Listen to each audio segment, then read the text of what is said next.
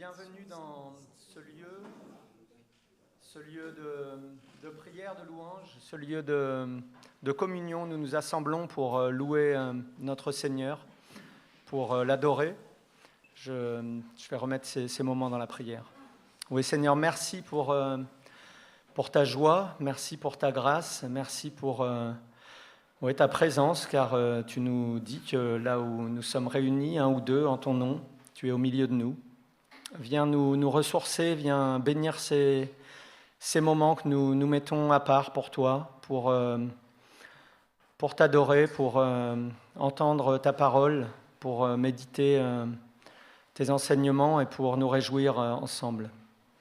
Sois glorifié ce matin, Seigneur Jésus. Amen. Aujourd'hui, nous lirons des textes dans le prophète Ésaïe pour porter notre louange, nos prières, notre adoration. Le prophète Ésaïe sont des textes prophétiques, des prophéties sur Israël qui annoncent son jugement et son rétablissement. Je trouve qu'ils ont une grande expressivité. Il y a beaucoup de poésie dans ces textes-là. Il y a des images messianiques qui sont très fortes. Dieu se révèle, il révèle sa préexistence, sa toute-puissance dans ces textes. On commence par Ésaïe au chapitre 43. « C'est vous qui êtes mes témoins, oracle de l'Éternel, vous et mon serviteur que j'ai choisi, afin que vous le reconnaissiez, que vous me croyiez et compreniez que c'est moi. Avant moi, il n'a pas été formé de Dieu, et après moi, il n'y en aura pas. C'est moi qui suis l'Éternel, et hors de moi, il n'y a point de sauveur. C'est moi qui ai annoncé, sauvé, prédit. Ce n'est point parmi vous un Dieu étranger, vous êtes donc mes témoins, oracle de l'Éternel. C'est moi qui suis Dieu. Je le suis dès avant le jour que le jour fut, et nul ne délivre de ma main. J'agirai, qui s'y opposera ?» Nous chanterons deux chants, qui donc dans le ciel, où Dieu se révèle, où on annonce les noms de Dieu par lesquels il se révèle, Dieu qui est de toute éternité, qui pourvoit, qui guérit, et puis ouvre les yeux de mon cœur, car c'est notre prière. Seigneur, ouvre les yeux de nos cœurs. Nous levons pour chanter.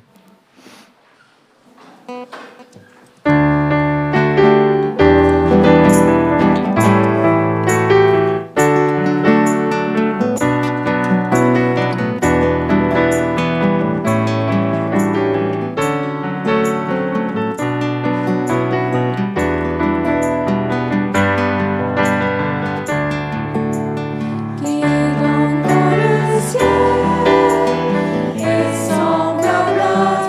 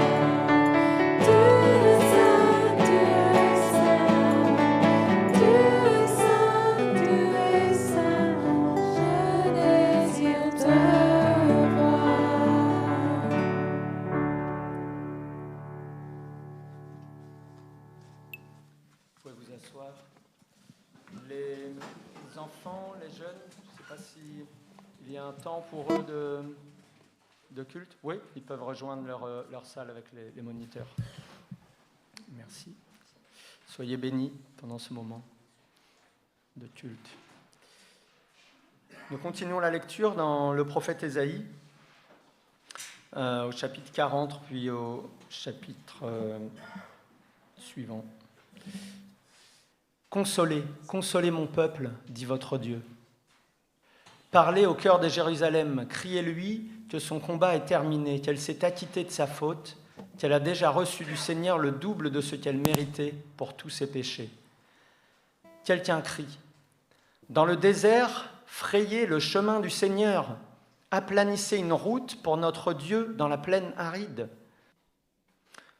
Et plus loin, « Qui a mesuré les eaux dans le creux de sa main, fixé les dimensions du ciel avec la paume, jugé dans une mesure toute la poussière de la terre, qui a pesé les montagnes au crochet et les collines à la balance.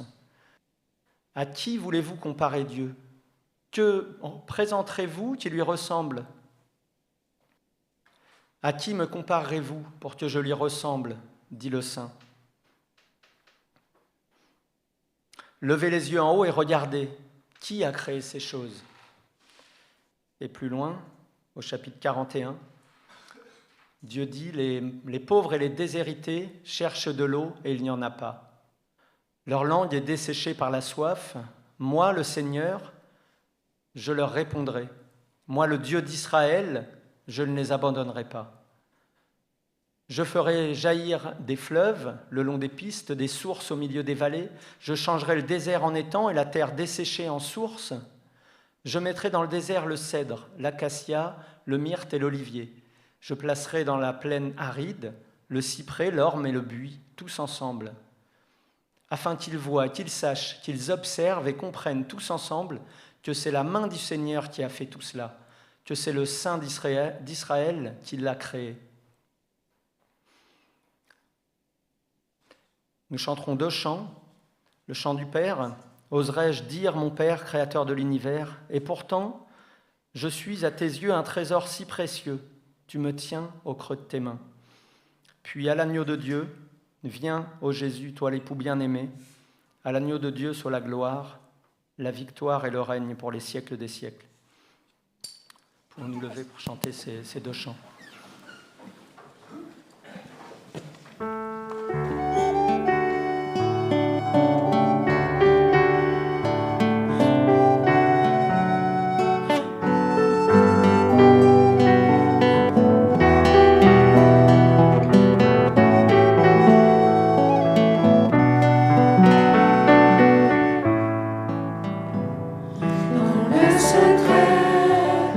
Les yeux fermés,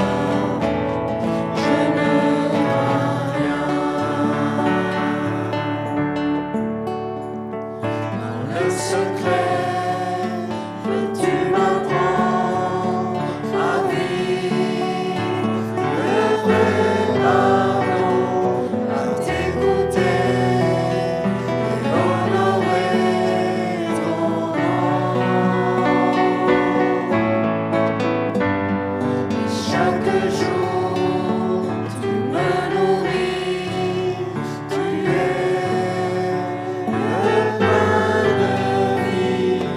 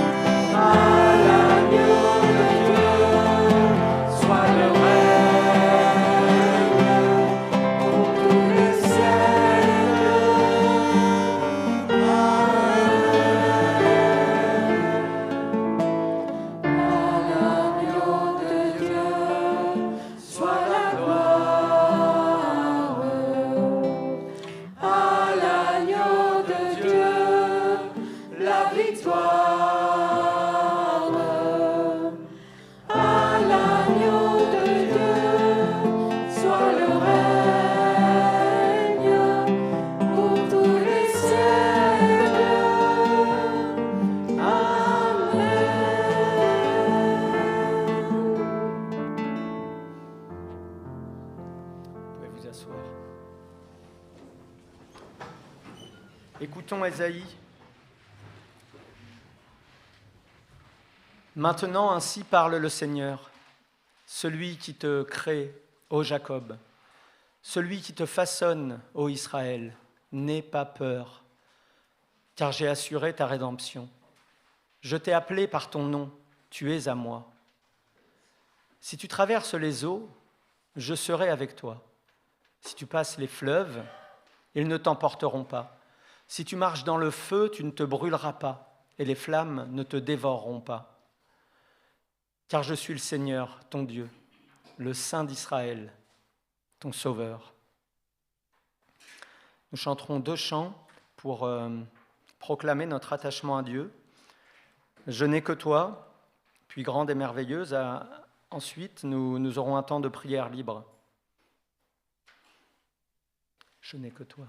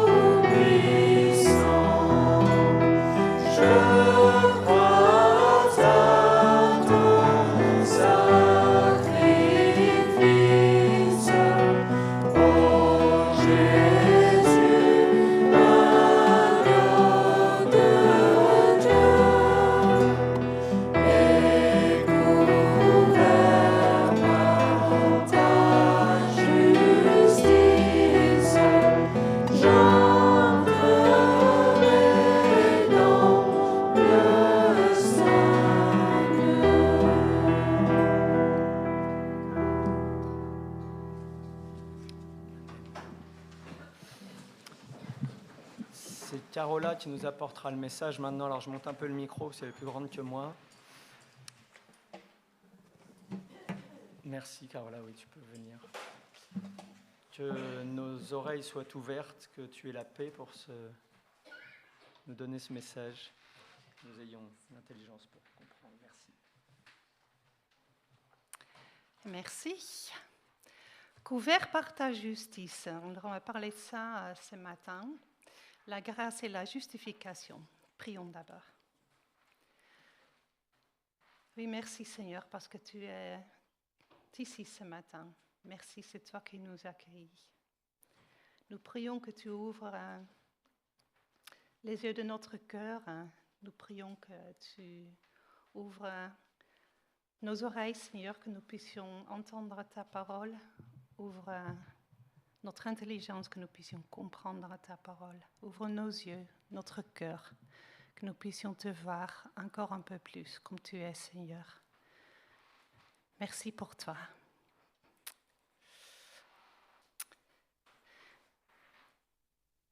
Est-ce que vous savez qui c'est? Est-ce que vous connaissez cet homme?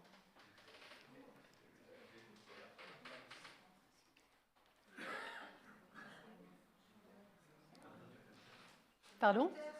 Luther, voilà. Martin Luther. Alors, Martin Luther est un étudiant brillant. Il profitait de la vie, mais il avait peur de Dieu. Peur de la vie après la vie sur terre. Alors, quand un de ses amis meurt, il prend conscience que l'au-delà n'est peut-être pas si loin. Il a très peur du jugement de Dieu. Et un jour, quand il voyage à pied à la campagne, il est pris dans un terrible orage. Il a tellement peur de mourir et de devoir apparaître devant Dieu qu'il promet à Dieu de devenir moine s'il survit à l'orage. Alors, il survit et il entre au monastère où il cherche la paix de son âme. Alors, il pria, il jeûna, il souffrit beaucoup de la faim et du froid, il se flagella le corps. Il luttait, mais ne trouvait pas la paix. Il cherchait à devenir juste, mais il savait qu'il n'était pas à la hauteur devant un Dieu saint. Il faisait tellement d'efforts qu'il finissait par haïr ce que la Bible appelle la justice de Dieu. Alors, assoiffé de cette paix qu'il cherchait, il s'est mis à étudier la Bible et finalement, la lumière s'alluma dans son âme lorsqu'il lut les mots de Romains 1, verset 17. Le juste vivra par la foi. Alors, le verset dit, en effet, cet évangile nous révèle en quoi consiste la justice que Dieu accorde. Elle est reçue par la foi et rien que par la foi. Comme il est dit dans l'Écriture, le juste vivra grâce à la foi. Alors Luther dit lui-même à ce sujet, j'ai loué ce mot, justice de Dieu, avec un amour aussi grand que la haine que je lui avais vouée auparavant. Et la justice de Dieu est devenue pour moi le mot le plus glorieux. Alors, une des paroles clés de la Bible est le mot justice ou justifier. La justice de Dieu est révélée dans l'Évangile, comme nous venons de le lire. Et l'homme trouvera seulement une paix profonde lorsqu'il sait et connaît ce que signifie être justifié par Dieu. Puisque nous avons été déclarés justes en raison de notre foi, nous sommes en paix avec Dieu grâce à notre Seigneur Jésus-Christ. Alors connaissons-nous cette paix? Sommes-nous toujours en paix avec Dieu et avec nous-mêmes? Ou connaissons-nous encore ce sentiment d'échec, d'autocondamnation, la petite voix qui dit que nous ne sommes pas assez bons, qui nous accuse, qui nous vole notre paix? Comment cette paix peut-elle vraiment prendre racine dans nos cœurs? Comment peut-elle concrètement former et transformer nos vies? Il est tellement important de bien saisir le fait d'être justifié par Dieu. Alors, que signifie être justifié? Alors, lorsque tu es justifié par Dieu, Dieu ne te condamne plus. Il n'y a plus de punition pour tes péchés. Tu es déclaré non coupable par le juge. Dieu te voit comme son fils, comme sa fille, sans péché, et comme si tu n'avais jamais péché. Tu es agréable à Dieu. Cette justice de Dieu te conduit dans une vie de justice, de pureté, d'intégrité dans tes pensées, sentiments, tes actes. Nous faisons ce qui est juste, pas pour devenir juste, mais parce que nous sommes justes en Jésus-Christ. Nous ne pouvons être transformés qu'en fixant nos yeux sur notre identité en Jésus. Combien de fois nous nous disons, en nous regardons nous-mêmes, je ne suis qu'un minable chrétien, il faut vraiment que ça change. Quel témoignage je suis, c'est lamentable. Ça me rappelle un aspect de la culture sénégalaise que j'ai côtoyé pendant 4 ans.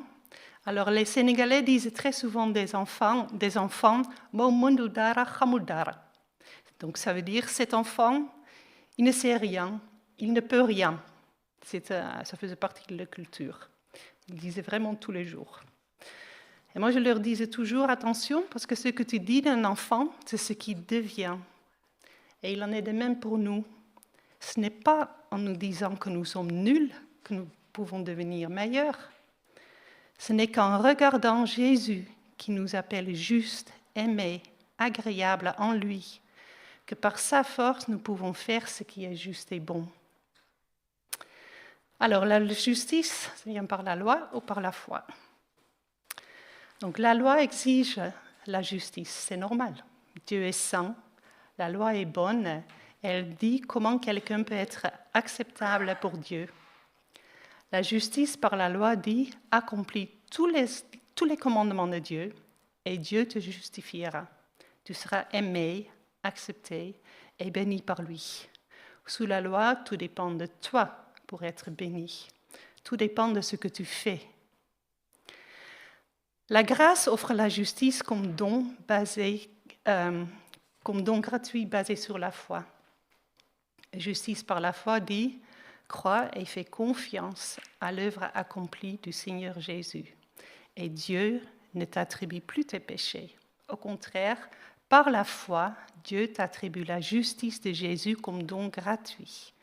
Dieu t'accepte complètement et tu es aimé et accepté éternellement. Tout dépend de Jésus et de ta foi en lui. La loi et ses exigences étaient juste face à un Dieu saint. Le problème était que l'homme n'était pas à la hauteur de la loi et de Dieu. Et l'homme ne sera jamais à la hauteur de la loi et de Dieu. Alors Dieu a envoyé son Fils pour accomplir la loi pour nous. Alors comment Jésus a-t-il accompli la loi pour nous? Jésus n'était pas juste quelqu'un de gentil.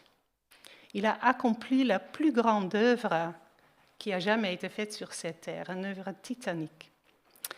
Premièrement, la loi exige une obéissance parfaite. Alors Jésus est le seul homme qui a obéi à toute la loi pour nous. Comme par la désobéissance d'un seul, beaucoup d'hommes ont été déclarés pécheurs devant Dieu, de même par l'obéissance d'un seul, beaucoup seront déclarés justes devant Dieu. Deuxièmement, la loi maudit celui qui ne la garde pas. Jésus est devenu malédiction pour nous. Mais le Christ nous a libérés à grand prix de la malédiction de la loi. C'est lui qui a été frappé de malédiction pour nous. Troisièmement, la loi condamne et punit chaque transgression. Chaque transgression doit être punie pour faire droit à la justice de Dieu. Et Jésus a porté le jugement et la punition de nos péchés. Mais c'est pour nos péchés qu'il a été percé, c'est pour nos fautes qu'il a été brisé. Le châtiment qui nous donne la paix est retombé sur lui. Et quatrièmement, la mort est le jugement final de la loi. Et Jésus a porté la mort. Oui, avec le péché, ce qu'on gagne, c'est la mort. Mais avec Dieu, ce qu'on reçoit gratuitement, c'est la vie avec lui pour toujours, en union avec le Christ Jésus, notre Seigneur. Il est mort pour tous. Ainsi, les vivants ne vivent plus pour eux-mêmes, ils vivent pour le Christ qui est mort pour eux et qui, pour eux, s'est réveillé de la mort. Le Seigneur Jésus a accompli toutes ces conditions pour notre justification. Jésus n'a pas aboli la loi, mais il l'a accomplie. Il a accompli toute la loi pour notre justification. Jésus a dit, « Ne vous imaginez pas que je sois venu pour abolir ce qui était écrit dans la loi ou les prophètes. Je ne suis pas venu pour abolir, mais pour accomplir. » Donc à nous d'accepter Jésus comme celui qui a accompli toutes les exigences de la loi. Ainsi, nous pouvons recevoir la justification et toutes les bénédictions de Dieu. Heureux l'homme à qui le Seigneur ne compte pas son péché.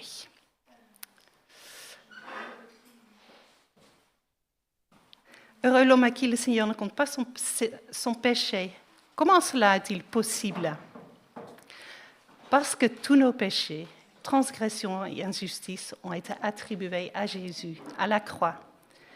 La colère et la condamnation de Dieu sont tombées sur lui. Il est l'accomplissement de la loi. Non seulement le péché ne nous est pas compté, mais Dieu nous attribue la justice de Jésus et sa pureté. Quelle grâce extraordinaire! Le Seigneur Jésus a porté tous nos péchés, du passé, de maintenant et de l'avenir. Il a porté la punition et le jugement. Nous avons souvent du mal à oublier ce que nous avons fait de mal. Parfois, c'est difficile pour nous de nous libérer de la honte, d'un certain malaise. Nous repensons à notre égoïsme, à nos échecs. Nous sommes très doués pour ressasser. Mais Dieu n'est pas comme nous. Il ne peut pas se souvenir de nos péchés. Dieu qui est juste ne pourra jamais punir un péché 2 fois. Dieu ne peut plus jamais te punir pour un péché que tu as amené à la croix. Notre conscience peut nous jouer des tours. Satan peut nous accuser, mais pas Dieu. Jésus dit, oui, vraiment, je vous assure. Celui qui écoute ce qui est dit et qui place sa confiance dans le Père qui m'a envoyé possède dès à présent la vie éternelle et il ne sera pas condamné. Il est déjà passé de la mort à la vie. Dieu ne se souvient plus de tes péchés parce qu'ils ont disparu à la croix. Alors, comment pouvons-nous recevoir la justice de Dieu? En reconnaissant que personne n'est juste par soi-même, nous avons besoin de nous repentir de tous les essais de faire valoir notre propre justice, de se justifier soi-même, de se défendre soi-même. Nous pouvons accepter par la foi la justice de Dieu qui est offerte gratuitement par Jésus-Christ. Mais l'auto-justification est le plus grand obstacle à recevoir la grâce de Dieu. En Romains, nous lisons, oui, par un seul homme, Adam, par la faute d'un seul, la mort a frappé tout le monde. Mais par le seul Jésus-Christ, les êtres humains reçoivent beaucoup plus de Dieu. Il leur donne gratuitement ses bienfaits et il les rend justes par le Christ. Ils vivront et ils seront rois avec lui. Par le seul Jésus-Christ, l'homme est rendu juste gratuitement. Par le seul Jésus-Christ, pas par Jésus-Christ et moi avec mon bon comportement. Par le seul Jésus-Christ, nous sommes rendus justes. Nous n'avons qu'à l'accepter, à dire merci, à l'accueillir. L'autojustification est vaine. Romains 3 dit, aucun être humain n'est juste, même pas un seul. En fait, l'autojustification est un monstre affreux qui incite l'homme à devenir orgueilleux, jugeant et sans amour. Elle nous met en dehors de la grâce de Dieu. Elle épuise l'homme, le rend dépressif, amer, découragé. Écoutez l'histoire qu'a racontée Jésus. 2 hommes vont au temple pour prier. L'un est pharisien, l'autre est employé des impôts. Le pharisien se met devant. Voici comment il prie dans son cœur. On peut presque dire qu'il parle plutôt à lui-même. Mon Dieu, je te remercie parce que je ne suis pas comme les autres. Ils sont voleurs, injustes, adultères. Et je te remercie parce que je ne suis pas comme cet employé des impôts. Je jeûne 2 fois par semaine. Je te donne le 10e de tout ce que je gagne. J'ai même déjà donné une grande somme pour la course des héros. Je vais à toutes les réunions de l'Église. Je connais la Bible par cœur. Je trie toujours mes déchets. Je mange toujours bio. Alors, Ces choses ne sont pas mauvaises, ces choses sont bonnes, mais ça ne nous rend pas plus justes. L'employé des impôts reste derrière. Il ne veut même pas lever les yeux vers le ciel. Mais il se frappe la poitrine pour demander pardon et il dit « Mon Dieu, aie pitié de moi, je suis un homme pécheur. » Jésus ajoute « Oui, je vous le dis, l'employé des impôts rentre chez lui et Dieu le considère comme une personne juste. » Ce n'est pas le cas du pharisien. En effet, celui qui veut être au-dessus des autres, on lui donnera la dernière place. Et celui qui prend la dernière place, on le mettra au-dessus des autres. Les évangiles décrivent des dizaines de belles rencontres entre Jésus et toutes sortes de gens. Des femmes, des hommes, des enfants, des pêcheurs, des collecteurs d'impôts, des prostituées, des rebelles, un centurion romain. Jésus les rencontre avec tellement d'amour et de grâce. Mais il y a un type de personnes avec qui il ne peut rien faire. Les personnes qui sont dans l'autojustification. Pourtant, nous tombons très facilement dans l'autojustification. Il est important de sonder notre cœur, de reconnaître l'autojustification pour pouvoir l'apporter à la croix. Est-ce que je manque de paix? Est-ce que je me critique? Est-ce que j'essaie de m'améliorer, de faire des efforts, de me battre avec mes propres forces? Est-ce que je critique les autres? Est-ce que j'ai besoin de me sentir un peu mieux, un peu plus spirituel que l'autre? Que dis-je derrière le dos de l'autre? Que pense-je? Ai-je besoin de rabaisser l'autre pour me sentir mieux? Est-ce que je trouve ma valeur dans ma position, mon titre, dans mon ministère dans l'Église? Jésus t'appelle par ton nom, pas par ton titre ou ton ministère. Est-ce que je sens toujours le besoin de me justifier, de me défendre ou de montrer tout ce que je fais? Et pourtant, par le seul Jésus-Christ, l'homme est rendu juste gratuitement. Nous n'avons pas besoin de nous justifier, de nous faire valoir, d'exiger nos droits. Dieu nous justifie et il connaît nos besoins. Il promet de prendre soin de nous et de pouvoir à nos besoins. Je me rappelle quand j'ai commencé à travailler, la directrice avait une image très désagréable de moi. Et le premier jour, elle m'a dit « Je ne te fais pas la bise parce que je ne te considère pas comme un collègue. » Bon, étant hollandaise, la bise est une partie de la culture française dont je peux éventuellement me passer. Mais ça n'était pas moins un rejet et je sentais vivement l'injustice. Mais je ne pouvais rien faire. Cette directrice était quelqu'un avec beaucoup de qualités, mais une discussion apaisée et raisonnable n'était pas possible quand elle avait une idée en tête. Je ne pouvais que prier et rester respectueuse. Et j'ai beaucoup prié. J'avais été encouragée par Psaume 37, verset 6. « Il fera paraître ta justice comme la lumière et ton droit comme le soleil en plein midi. » Et effectivement, avec un mois ou deux, elle a changé d'attitude. Et à la fin de l'année, j'ai même pu parler avec elle et revenir sur ses premières semaines. J'ai pu m'exprimer, elle a pu s'exprimer paisiblement. Et pour moi, c'était vraiment pas moins qu'un miracle. Alors, comment réagissons-nous lorsque quelqu'un nous traite injustement? Le seul Jésus-Christ nous rend justes. Pas besoin de nous défendre, de nous justifier. Il nous rend justes aux yeux de Dieu, mais il est également capable de faire paraître notre justice comme la lumière aux yeux des hommes. Je ne veux pas dire que nous devons rester passifs, mais nous pouvons nous confier à notre justificateur et rester en paix. Il faut donc rejeter toute autojustification et par la foi et la grâce se soumettre à la vérité et la justice de Dieu. Dans Romains 10, nous lisons « Ils ignorent la justice de Dieu et cherchent à établir la leur propre. Ils ne se sont donc pas soumis à la justice de Dieu, car Christ est la fin de la loi pour que tous ceux qui croient reçoivent la justice. Nous devons nous soumettre à la justice de Dieu. Cela signifie se soumettre à l'autorité d'un supérieur et collaborer entièrement avec lui, sans résistance et non à contre-cœur. Dieu nous déclare justes en Jésus-Christ. Peut-être nous ne nous sentons pas à la hauteur. Peut-être nous nous voyons que comme des piètres chrétiens, mais nous devons nous soumettre à ce que Dieu dit de nous et de nos frères et sœurs. Il nous déclare justes et bons.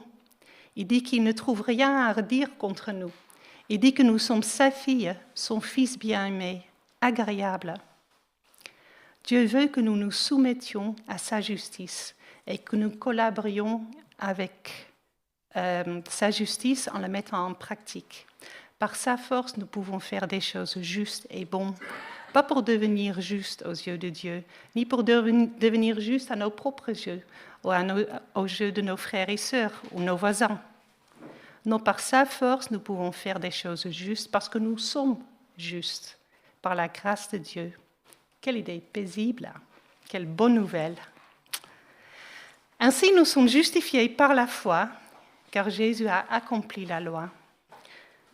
Notre autojustification est vaine, alors accueillons au plus profond de nous la justice de Dieu. Si nous faisons confiance à Jésus, il nous voit en Jésus et en lui, nous lui sommes agréables. Par sa force, nous pouvons faire des choses justes parce que nous sommes justes par la grâce de Dieu. Romains 5 dit, oui, nous avons été rendus justes en croyant et maintenant nous sommes en paix avec Dieu par notre Seigneur Jésus-Christ. Nous croyons et par Jésus, nous pouvons nous approcher du Dieu d'amour en qui nous vivons maintenant. Et nous sommes fiers parce que nous espérons recevoir la gloire de Dieu. C'est tout ce que je voulais faire ce matin, vous montrer cette porte ouverte vers le Père. Cette porte, c'est Jésus.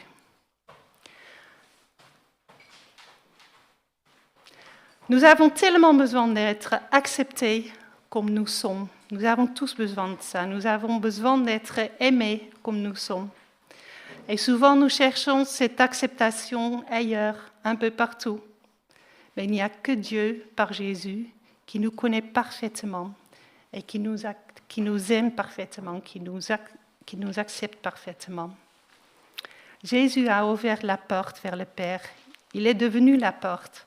Alors passons par cette porte, peut-être pour la première fois, mais je pense aussi que nous avons souvent besoin de revenir à cette porte pour nous rappeler que c'est en lui que nous sommes justifiés. Prions.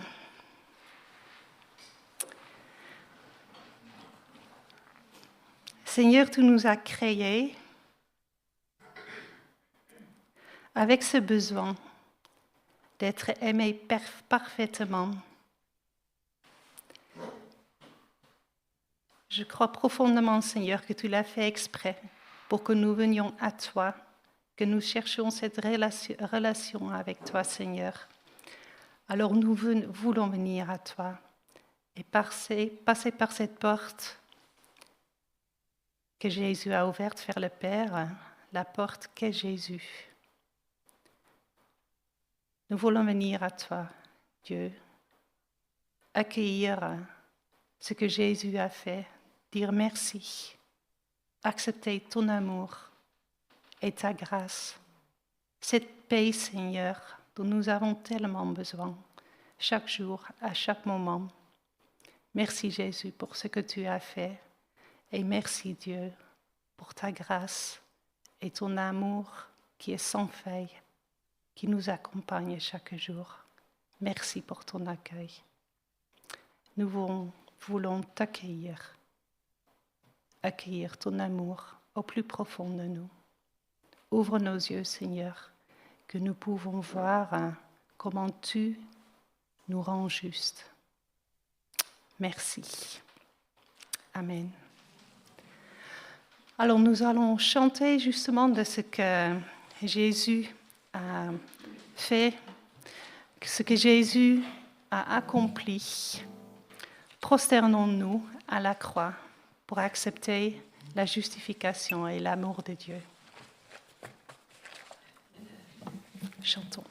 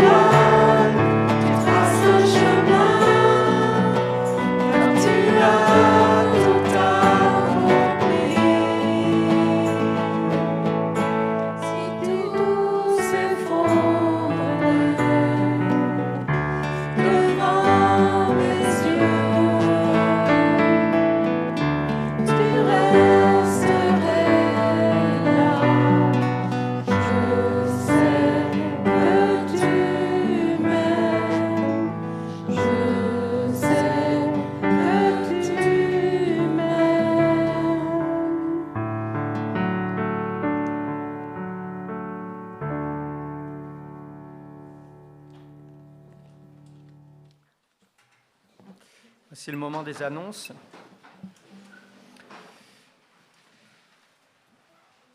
Merci Carola pour ce message. Donc samedi prochain, samedi 29, il y aura une répétition du groupe de louanges à 14h et le groupe de jeunes à 18h, ici, à l'église. Dimanche prochain, ce sera le 30 mars, on va changer d'heure, il faut avancer vos montres d'une heure. Le culte sera à 10h. Si vous oubliez d'avancer vos montres, vous ferez comme moi il y a quelques années, vous arriverez à la fin du culte. Voilà. Donc avancez vos montres. Toutes les activités de l'Église donc, peuvent se retrouver sur le site. Quand même, il y aura... Ah oui, c'est jeudi 27, un culte de commémoration en anglais et en français pour David Hulse, qui nous a quittés il y a 2 semaines. donc avec Janice, si vous voulez venir entourer Janice pour ce moment, donc à 14h ici à l'église. Mardi, il y aura l'anniversaire de Suzanne. Suzanne qui va avoir un âge respectable mardi, donc si vous voulez penser à elle.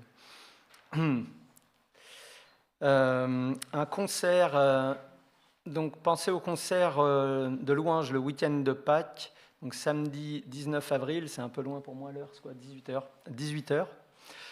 Voilà, donc c'est à Magnac-sur-Touvre, en Charente. Voilà, c'est ce week-end de Pâques qui est organisé par l'Assemblée d'Angoulême. Voilà, donc il y aura ce week-end de louange, ce concert de louange et puis d'autres activités. Hein. Donc réservez vos dates si vous voulez même aller dormir là-bas, il y a des possibilités d'hébergement. Oui, je vous rappelle que notre groupe de jeunes et plusieurs personnes dans l'église sont engagées dans cette belle aventure de la course des héros, une course solidaire, caritative pour soutenir le Fonds Afrique du sel. Donc je vous encourage, si vous voulez savoir un peu plus sur les actions du sel, service d'entraide et de liaison, d'aller visiter leur site internet. Sinon, vous pouvez retrouver ce flyer pour donner pour la course des héros avec l'adresse internet ou le QR code. Pour donner, pas pour la course des héros, les dons en fait sont pour le sel. Voilà, je vous propose de lire pour nous envoyer dans cette semaine une lecture et puis nous terminerons par un chant de Joël Dahan, un chant de bénédiction. Donc cette lecture, c'est la bénédiction des Israélites par les prêtres Moïse et Aaron. Que l'Éternel te bénisse et te garde. Que le Seigneur fasse briller sa face sur toi et t'accorde sa grâce. Que le Seigneur lève sa face vers toi et te donne la paix. Nous chantons le chant de Joël Dahan, chant de bénédiction. Nous voici vivants pour aimer plus fort.